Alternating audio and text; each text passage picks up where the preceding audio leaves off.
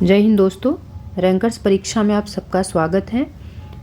अगर आपका लक्ष्य बीपीएससी टीआरई 4 है और आपका सब्जेक्ट इकोनॉमिक्स है तो इस वीडियो को अंत तक ज़रूर देखें।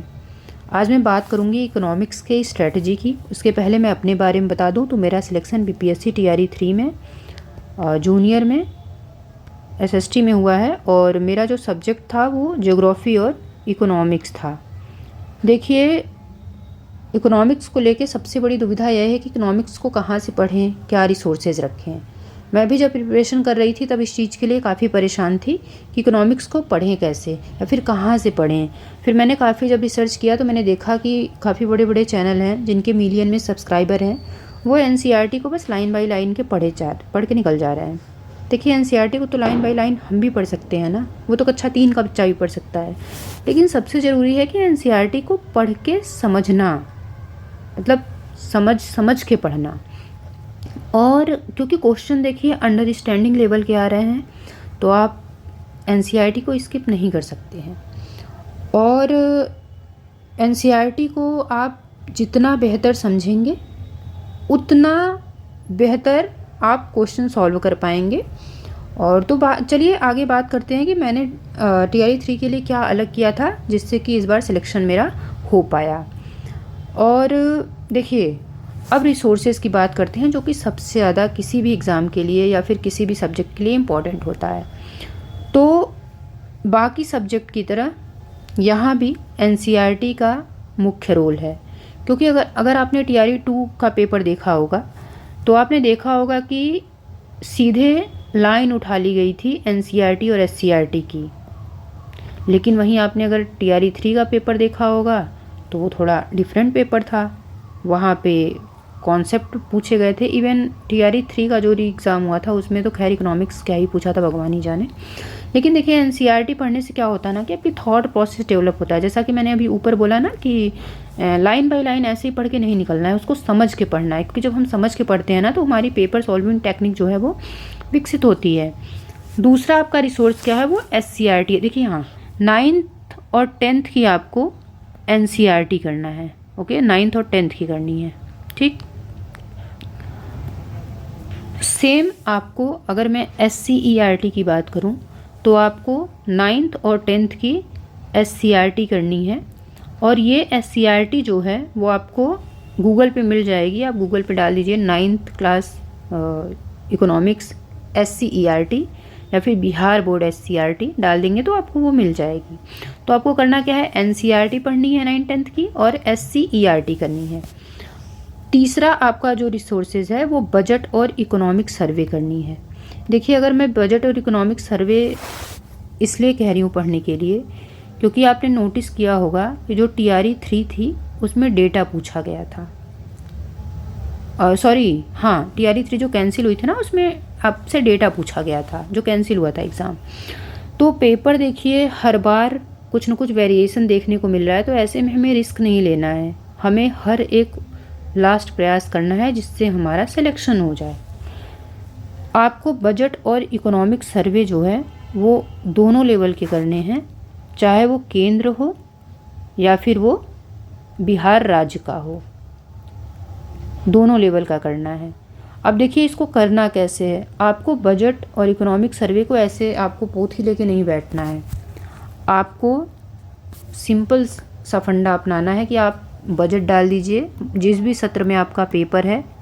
मान लीजिए 24 और 25 में है, ठीक। तो ऐसे आप यूट्यूब पे डालिए बजट 24 25 और आ जाएगा, ठीक। आप उसको वहाँ वीडियो देखिए और उसके बाद उसके नोट्स बना लीजिए। सेम आपको इकोनॉमिक सर्वे के साथ भी करना है कि आपने यूट्यूब पे डाला इकोनॉमिक सर्वे 24 25 या फिर 25, जो भी आपका सत्र हो वो आपको डालना है। वहाँ से भी आपको नोट्स बना लेने हैं, क्योंकि अगर आप पढ़ने बैठेंगे ना तो समझ नहीं पाएंगे इकोनॉमिक सर्वे और बजट को। लेकिन आपको वहाँ यूट्यूब से ज़रूर हेल्प मिल जाएगी। सेम आपको करना क्या है कि बिहार राज्य के लिए भी करना है, तो आपको डालना है बिहार राज्य बजट। यूट्यूब पे डालेंगे, टीचर तमाम पढ़ाए हुए हैं, वहाँ से आप नोट कर लें। और सेम इकोनॉमिक सर्वे के साथ भी आपको करना है कि बिहार सर्वे, इकोनॉमिक सर्वे, और उस सेशन का डाल दीजिए जिसमें आपको एग्ज़ाम देना है। नोट्स बना लीजिए और उस नोट्स को बार बार रिवाइज़ करिए ये काफ़ी हेल्पफुल है। देखिए क्योंकि पेपर में काफ़ी हर बार चेंजेस देखने को मिल रहा है। जैसे TRE 2 में डेटा पूछ लिया, TRE 3 में खैर कुछ अलग ही पूछा था, लेकिन इनडायरेक्टली आपको देखिए हेल्प मिलेगी, इसलिए आपको ये करना है। अब ऐसा नहीं सोचना है कि बजट और इकोनॉमिक सर्वे तो सिविल सर्विस या फिर UPSC वाले करते हैं। नहीं भाई, इस बार जो पेपर में डिफरेंसेस देखने को मिल रहे हैं तो ये आपको बिल्कुल करके ही ले जाना है, ठीक। इसके अलावा मतलब जो रिसोर्सेज आपकी बेसिक रिसोर्सेज हो गए NCERT, SCERT और बजट और इकोनॉमिक सर्वे। इसके अलावा आपको एडिशनल में क्या करना है, तो बिहार बोर्ड की जो SCERT है ना 9th 10th क्लास की ज्योग्राफी वाली, हाँ आप सही सुन रहे हैं, ज्योग्राफी वाली वो आपको करनी है। अब ज्योग्राफी वाली क्यों, क्योंकि आपने अगर TRE 3 देखा होगा ना, तो इस बार का जो पेपर आया था वो थोड़ा अलग पेपर था। उसमें आपकी प्रॉपर वो इकोनॉमिक्स नहीं पूछी गई थी, उसमें आपकी ज्योग्राफी और साइंस का थोड़ा मिक्स टाइप था। तो आपको ज्योग्राफी कर लेनी है 9th और 10th की। और अगर हाँ, और इसके अलावा आप क्या कर सकते हैं कि आप लूसेंट आती है ना, जो सामान्य ज्ञान वाली लूसेंट आती है, आप वहाँ से इकोनॉमिक सेक्शन ज़रूर पढ़ लें। क्योंकि आपको देखिए जैसे बैंकिंग मतलब मनी बैंकिंग, इन सब का एक आइडिया होना चाहिए, फिर इंटरनेशनल मार्केट, इन सब का आपको आइडिया होना चाहिए। तो इसके लिए आप लूसेंट को भी देख लें। अब बात करते हैं कि प्रैक्टिस कहाँ से करें। देखिए किसी भी एग्ज़ाम को समझने के लिए, एग्ज़ाम के पैटर्न को समझने के लिए PYQ से बेस्ट रिसोर्स कुछ भी नहीं होता है। तो आपको क्या करना है कि TRE 1, 2, कैंसिल 3 और जो री एग्ज़ाम हुआ था TRE 3 का, वो आपको इनके पेपर डाउनलोड कर लेने हैं, जूनियर और TGT दोनों के, और वहाँ से आपको प्रैक्टिस करनी है। इसके अलावा आप जो NCERT और SCERT पढ़ेंगे ना, तो जैसे NCERT आपने मान लीजिए पहला चैप्टर है गरीबी, आपने गरीबी पढ़ा, तो चैप्टर के बाद में जहाँ चैप्टर ख़त्म हो रहा है वहाँ पे एंड में अभ्यास प्रश्न होते हैं, वहाँ पे MCQ होते हैं। तो सिर्फ आपको MCQ वाले जो क्वेश्चन है उनको लगा लेना है। सेम चीज़ आपको SCERT के साथ भी करनी है, आपको वहाँ से बस MCQ लगा जाना है। देखिए इसके दो फ़ायदा होते हैं, एक तो आपको NCERT पढ़ने का एक नया नज़रिया मिलता है, दूसरा अगर आपको कुछ छूट रहा है तो वो कवर हो जाता है।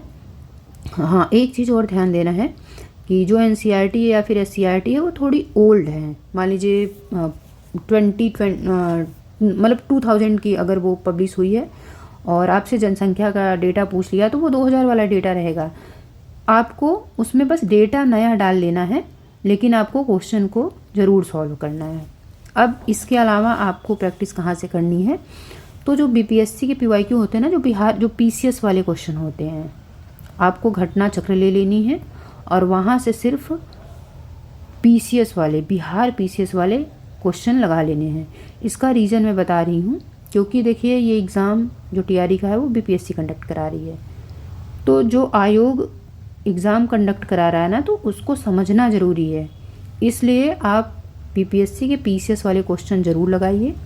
देखिए मैंने लगाया था इसलिए मैं आपको सजेस्ट कर रही हूँ और मुझे हेल्प मिली उससे।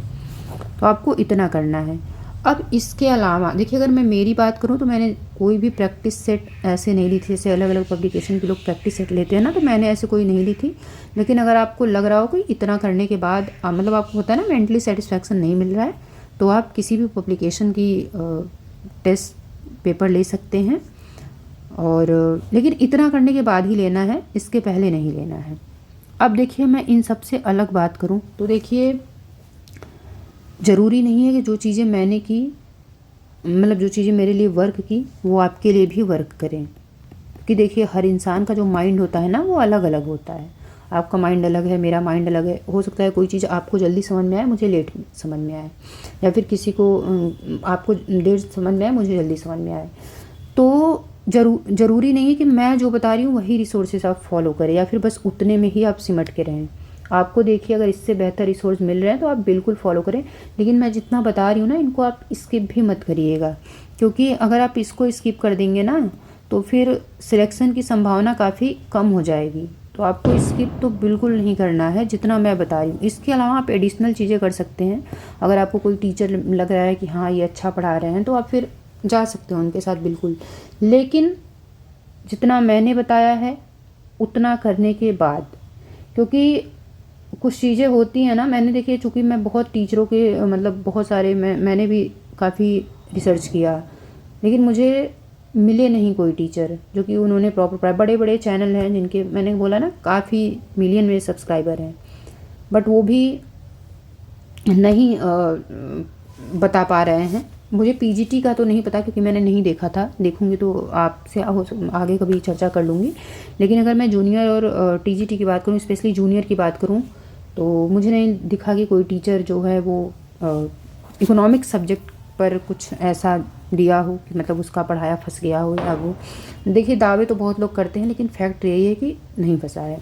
दूसरी बात की एक चीज़ और कहूँगी मैं कि देखिए, मैं एनसीईआरटी को इसलिए आपको बार बार पढ़ने के लिए प्रेशराइज कर रही हूँ क्योंकि उससे आपका जो नज़रिया है ना चीज़ों के प्रति वो बढ़ता है, आपकी थिंकिंग ब्रॉड होती है। होता क्या है कि जैसे मान लीजिए हम क्वेश्चन मतलब एग्जामिनेशन हॉल में हम बैठे हैं, ठीक, और हमसे क्वेश्चन नहीं बन पा रहा है, लेकिन कभी कभी होती है ना जब हम बार बार एनसीईआरटी पढ़े रहते हैं तो हमारी जो गेसिंग मतलब कैपेसिटी होती है ना, आप कह सकते हो गेस करने की क्षमता, वो हमारी मतलब एक्यूरेसी कह सकते हो आप, वो अच्छी हो जाती है बार बार बुक पढ़ने से।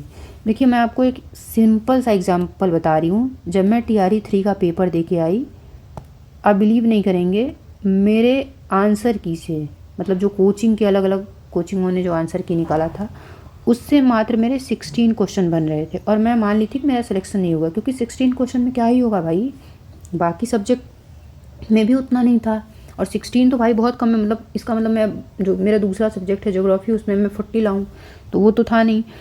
बट जब मेरी फाइनल आंसर की जो ऑफिशियल आती है ना, जब मैंने वहाँ से मैच किया ना, तो वहाँ पे मेरे 25 प्लस क्वेश्चन सही हुए, और यही रीज़न था कि मेरा सिलेक्शन हुआ। मुझे बिल्कुल उम्मीद नहीं थी कि इतना ज़्यादा अंतर हो जाएगा। इसलिए मैं आपसे बार बार कह रही हूँ कि आप खुद पढ़िए, आप खुद एनसीईआरटी को बार बार, मतलब लोग पूछते हैं ना कि कितनी बार एनसीईआरटी पढ़ें, 2 बार हो गई बस, नहीं, आप जितनी मैक्सिमम कर सकते हैं उतनी कीजिए। अगर आप 20 बार भी पढ़ रहे हैं तो बिल्कुल 20 बार पढ़िए, और उसी तल्लीनता के साथ पढ़िए, क्योंकि एट द एंड आपको एग्जामिनेशन हॉल में ना हेल्प करेगी वही एनसीईआरटी। इसलिए मैं आपको बार बार प्रेशराइज कर रही हूँ। ओके, एक बार मैं समराइज़ कर देती हूँ कि आपको करना क्या क्या है। सबसे पहले आपको पेपर डाउनलोड कर लेना है, आपको देख लेना है कि मतलब आप कहाँ टिक रहे हैं। उसके बाद आपको एनसीईआरटी करनी है, जो कि सबसे मतलब आपकी फर्स्ट प्रायोरिटी होनी चाहिए। फिर आपको SCERT करनी है, उसके बाद आपको बजट और इकोनॉमिक सर्वे करना है, और इसके अलावा आपको फिर SCERT जो है वो 9th और 10th ज्योग्राफी की कर लेनी है, क्योंकि ये TRE 3 कुछ ऐसा, मतलब TRE 3 में कुछ ऐसे ही प्रश्न आए हुए थे जो कि कवर हो रहे थे SCERT से, इसलिए मैं रिकमेंड कर रही हूँ। क्योंकि मेरा ज्योग्राफी था ना, तो मैंने SCERT पढ़ रखी थी, तो मुझे आइडिया लगा कि क्वेश्चन वहाँ से बन रहा है। तो आपको रिसोर्सेज बस इतनी ही रखनी है। उसके बाद आपको प्रैक्टिस कर लेना है किससे, TRE 1, 2, 3 के पेपर से, और NCERT और SCERT के चैप्टर के बाद में जो क्वेश्चन दिए हैं वहाँ से, और इसके अलावा BPSC PYQ से। कहाँ मिलेगा आपको, तो घटना चक्र से मिलेगा। ठीक, बस आपको इतना ही करना है। और आपके इकोनॉमिक्स से रिलेटेड कोई भी डाउट हो तो आप कमेंट बॉक्स में पूछ सकते हैं। और अभी के लिए थैंक यू वेरी मच।